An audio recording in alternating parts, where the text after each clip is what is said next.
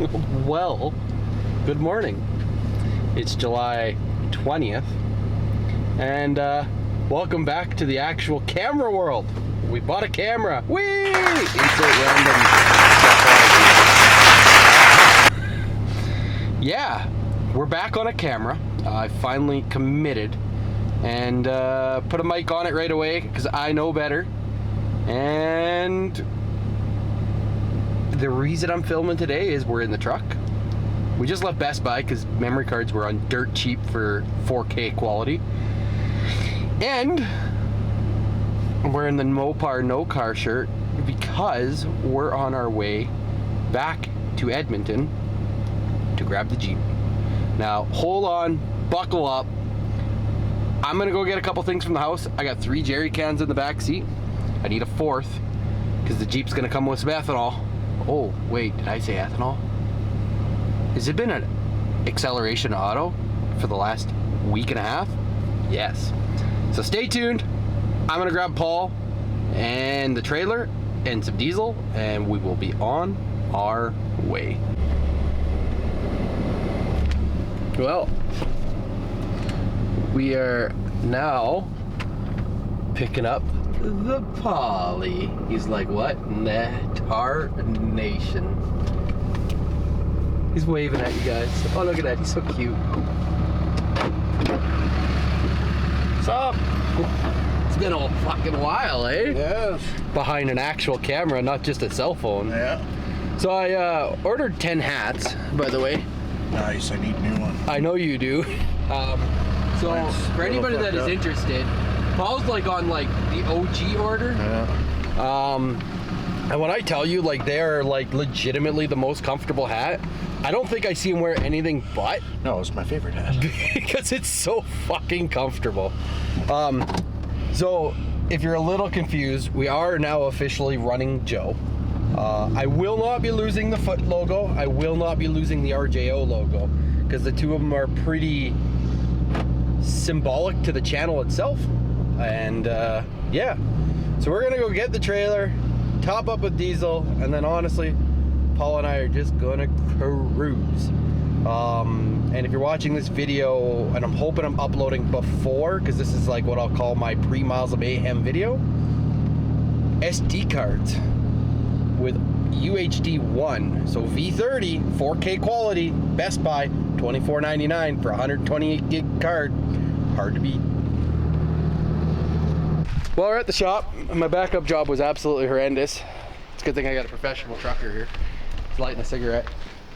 That's part of it. Part of driving truck. He's got to drive cigarettes. Our buddy Tyler, that's all he does. That's all he talks about. But I got to unlock the overloads.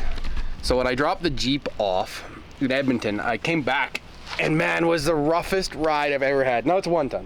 You're gonna say, Joe, it's a 1-ton. The overload, those lockouts, they lock out the overload, basically engage the leaf springs and give you suspension the whole time. It's a really quick, easy thing. It's super cheap, and I actually find them much better than airbags. So we're gonna get the trailer loaded up and unlock those and top up with some diesel. Paul's gonna grab the camera and go from there. She won't be long. Next project. I'm gonna tune and make this thing go like a son of a bitch. Needs a bunch of work, but this thing is gonna fly. Heck yeah. Boosted. Let's get her.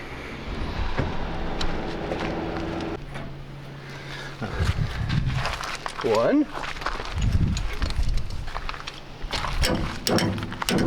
No, gotta rotate it just a hair.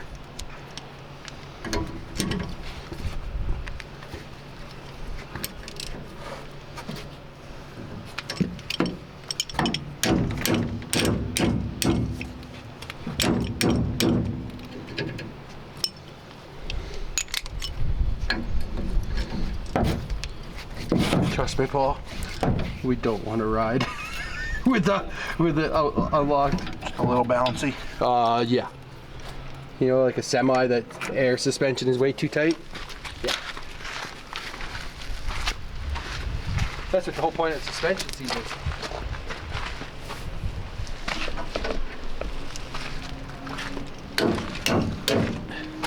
Yeah, for the 2 seconds it takes.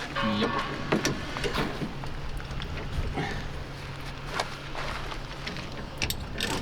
That's what we're loosening off there. Just turn them out. Works good.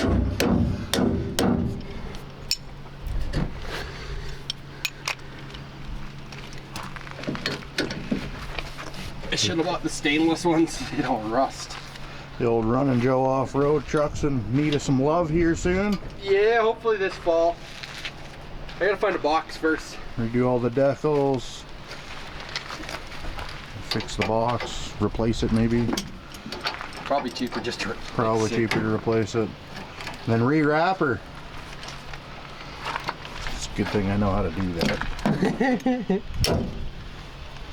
What? Paul knows how to wrap? No, never.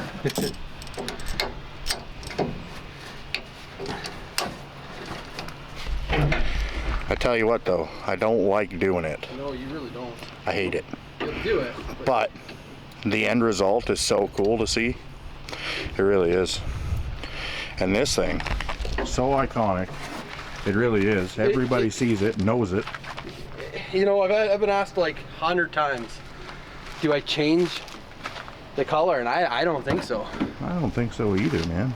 Unless it's something very unique again and bright. It's got to be bright. Pink? Not that bright. I gotta grab some water. All right, ready to go. We'll pick her up and we'll catch you guys shortly. Well, she's back. 730 horsepower at like 670. No, yeah, it was 6,000 RPM, man. No, I'm talking torque. Oh, 630 Yeah, 630, and then 800 on corn at 670. at 670, and only at like 6,500 RPM. Last year we were pushing it to 7,000. So we're gonna take it for a quick street drive here and kind of make sure everything's happy. And then I was looking, a quick inspection on the trailer before we loaded.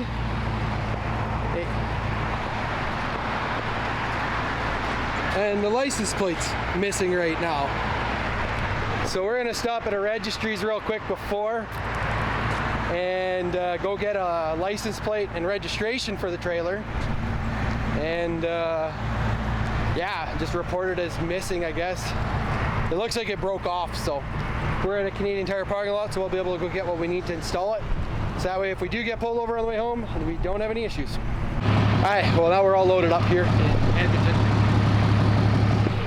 Should have taken a quick video of Mopac. We picked up some fittings to make a return line setup, so that's probably going to be in this video. I don't think I'm going to quite close it out yet. And we burned her down to just under 1/8 of a tank. It's pretty well on fumes. So we put on a few kilometers, and I'm telling you right now, the drivability is considerably better. So we're just getting ourselves set up here to go home. Probably roll into the meet, the Wednesday night meets here in Lloydminster. Say hello to a few people, show off the dyno sheets, maybe put some ethanol in it at that point, and go from there. Ollie's just enjoying air conditioning in a Monster. Monster, if you're watching this, which I doubt you are, but if you are, we're probably going to consume anywhere from 24 to 48 Monsters in the next week and a half. So if you want to throw me a line on a sponsorship, I'll take it. Paul will take it permanently all the time. So we're just going to get buckled in for safety, put the camera down, and go from there. Well, we're back in Lloydminster. Just got the Jeep almost ready to pull off. I got to tilt the trailer just a bit more. Sent Chewy, if you're a long-time viewer, you'll remember Chewy. Sent him down to Princess Auto for me to pick up a barrel pump. Well, we have E85 in the tank. We are just transferring some fresh E98 into jerry cans because we're going to test the Jeep on E98 tonight. It'll probably be like E90 is my rough guess. really cool. There's a small incident. Don't light anything right now. Yeah, that's probably about a liter. 250 on the ground. It's all good. You said $11 when I got you that. If I ever send Chewy to Princess Auto, I'm being cheap. Is the best way to put it. It's not that I don't pay him. It's just I get a discount with him sometimes. So not always. But yeah, so we're just putting some fresh E98 in. We're gonna load the tune, unload the Jeep, and then we're gonna go for a hit, get some first reactions. Chew's got his fresh haircut for it even. Paul and I have been waiting all day for it. We were in the Jeep, we wanted to step on it so bad. Found out I was missing a plate on the trailer too, which I didn't get pulled over. I did go get registration. I'll get a plate tomorrow probably, just because we are going back to Edmonton. And I'll put you down so we can get the Jeep off. First corn. Well, technically not the first, but for us, first corn.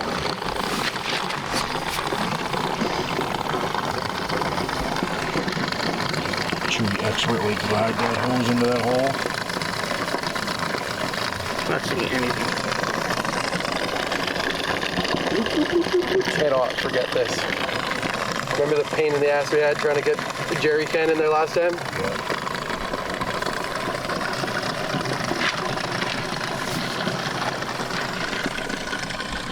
2 barrels of corn, 2 barrels, 2 jugs of corn, buck 2 barrels. Should probably take her. $100. $100 of fuel. Not a half tank even. So yeah, you said it was a third, but it was more like a quarter that disappeared out of the barrel.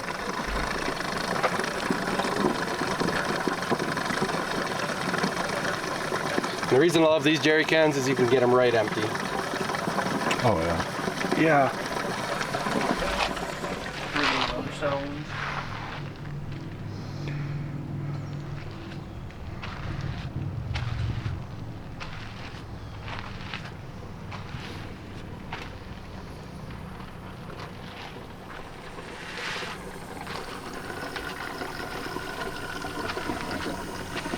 Probably just me, but makes me have to pee.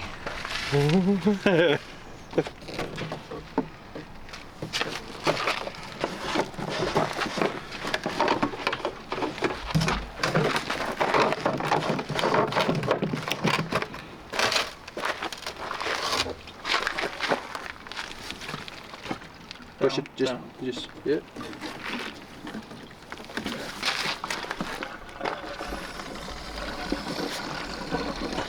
Anyway, I'll be back with you here shortly in the Jeep. Well, it's the next day. So we took the Jeep for a drive last night and got a feel for the 800 horsepower, as some would say. And testing went fairly good. I honestly, the power up in the middle and top end is insane. I meant to bring the camera out last night. We left it in the truck. We weren't going back because we were trying to burn off some of the ethanol. It only ended up about E75-ish. So we've got a slight change in our schedule. We're committed now to Western Mopar Madness. So on Saturday, we're actually gonna head up a day early and we're gonna hit up the Western Mopar Madness. So this little string of videos is actually gonna be pretty interesting because we're gonna have 6 days of racing. I guess 7 days of racing for us. It's gonna be a lot. So this will prove that what the Jeep's capable of. The reason we wanna go up Saturday is to get some quarter-mile hits. So anyways, I'm gonna go get my ears lowered, show you guys how much younger I look because my hair is getting a little long or older, whatever. So 3, 2, 1, we're in the house. Haircut's done. We got a little bit of prep work for Miles Mayhem. We're gonna smoke a brisket. So if you're watching this video and you're on Miles Mayhem and you're hungry and you want a brisket sandwich, we're likely gonna have some shaved brisket kicking around. So I'll I like to do something that gives me a bit of cost savings.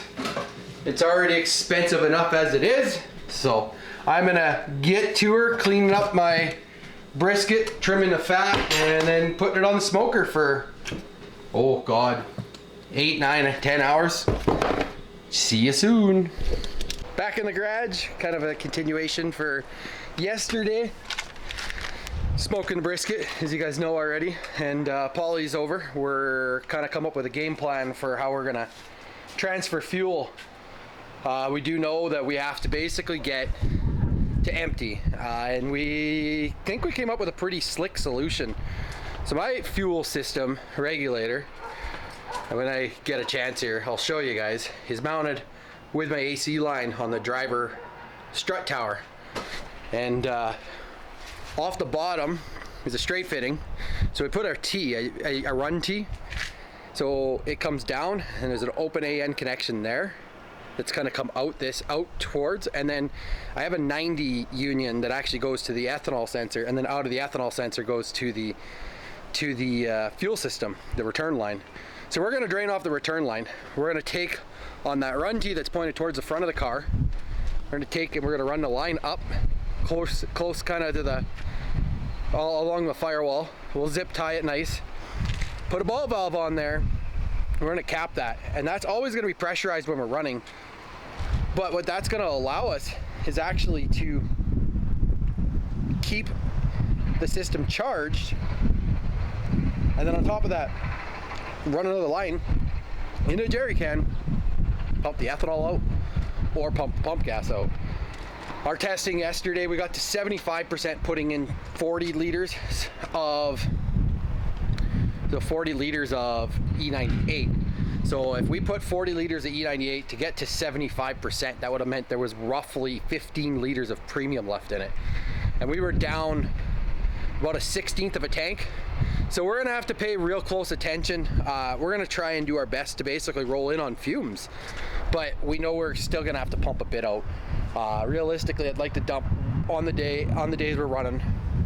I'd like to dump one E98 jug in, see where we get to, and like we'll pump all the excess pump gas out.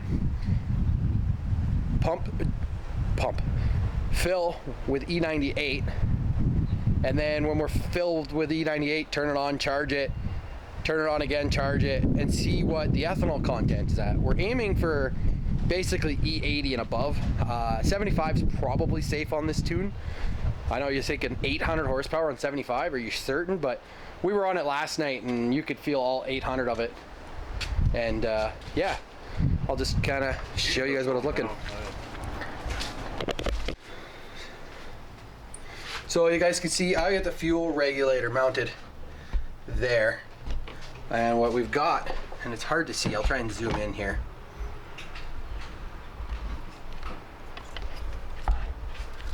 So you had a 90? Yeah. So right there, you can see the run T and the 90. So the 90's cooked up. That goes to the ethanol sensor. And the ethanol sensor loops back to my return line. I run my fuel system a little differently. And I say that because I run to the back of each fuel rail, and then I loop back to the regulators on the front. Actually, sorry, I go front to the back to the regulator. So not everybody runs it that way. I like to have an even fuel pressure across the rail. But Polly, like, we weren't joking earlier, Monster. Like, if you're watching this, somebody from Monster's watching this. Coca-Cola, I guess. This is not enough yet, but that's just our start. That's 24 cans that Polly went and got. And we weren't joking when we say, like, 24 is probably not going to be enough. Our day starts Saturday. Our Miles of Mayhem starts Saturday. So, well, we got her. Did a check. Just drained a couple of liters, or a liter, not even, of ethanol. It's not the fastest, but we're just a valve here, off the bottom, up. we run it when we want to do it, or we could probably just turn the pumps on with alpha OBD. And that's probably the reality is what I'm going to do, to kind of just drain it. Well, I'm probably switching the rear. Paul will probably be starting the fuel transfer process. Again, the goal is, and we're going to go through this every trip, look at our gas stations and what we estimate where we need to stop filling up. We're gonna, our first test honestly is, we'll know fuel mileage wise, is Edmonton to Saskatoon.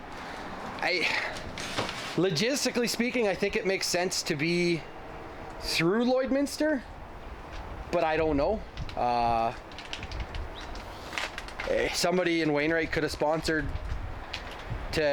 for the stop. Oh, and no, for those that don't know, we're putting a cap on it basically every time. So that's not only is the valve closed, but there's also a safety cap, a plug. So, and then everything will be tight. We're always gonna check. We're always gonna do a fuel system check because we know we're messing with it pretty frequently. So realistically, I probably should put it closer to the tank in the future. We just hop underneath and almost put a three-way valve in, and that would direct all the flow, because we know we're going to get some flow back to the tank this way. So maybe putting an isolation valve for the return so it goes straight that way might be the play. It should take the path of least resistance, and this should be the least resistant path. So, but like I said, we're aiming for about E80, E85 through the whole trip. If we get E90, perfect. If we get E95, even better. But that's, yeah, pretty much it.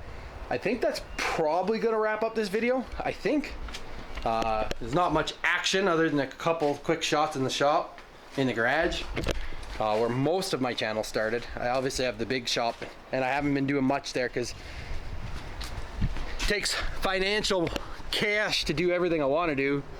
It'll get there, but it's a great storage for me to store tools and parts. And I got the Ranger there, Rexus there, the Acura there, and then my trailer lives there too. So, and then that will be on the slate. That bad boy is up probably starting in the spring. So those that have never seen Paulie's car, this is his Fusion. Don't mind the pink. Yeah, this is his Fusion that, oh, I just noticed he's doesn't have his wrap on anymore. And Hence the shitty paint. Yeah. I gotta fix, but whatever. Oh, you can't even see it on the camera. Yeah. But yeah, so 12 fives.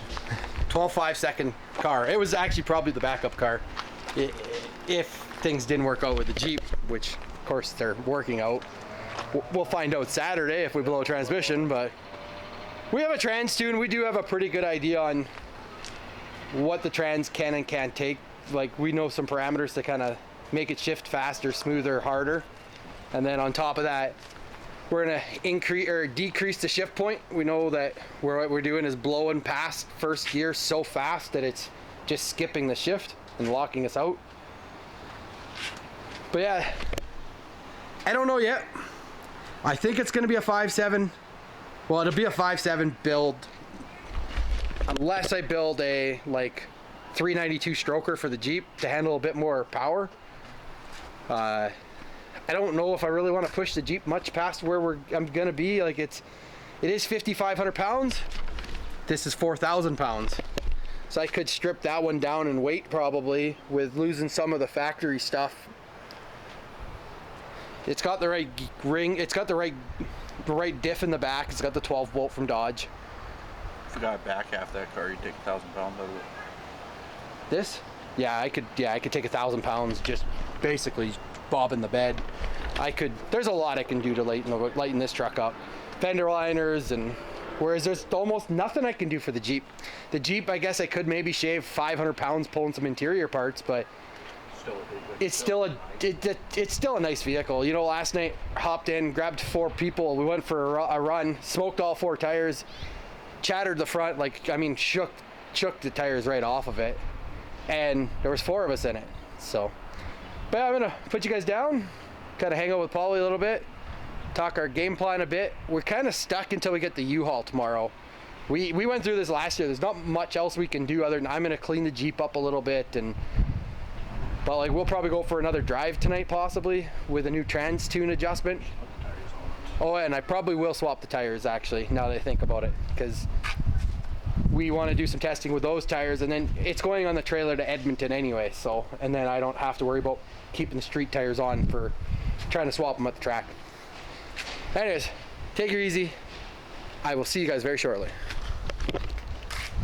Mic check. Mic check. Is this thing on? Oh, hey, yeah, you. Did you hit that subscribe button? Whoa, whoa! Thank you for hitting that subscribe button, and you're hitting checking out another video. Man, you rock.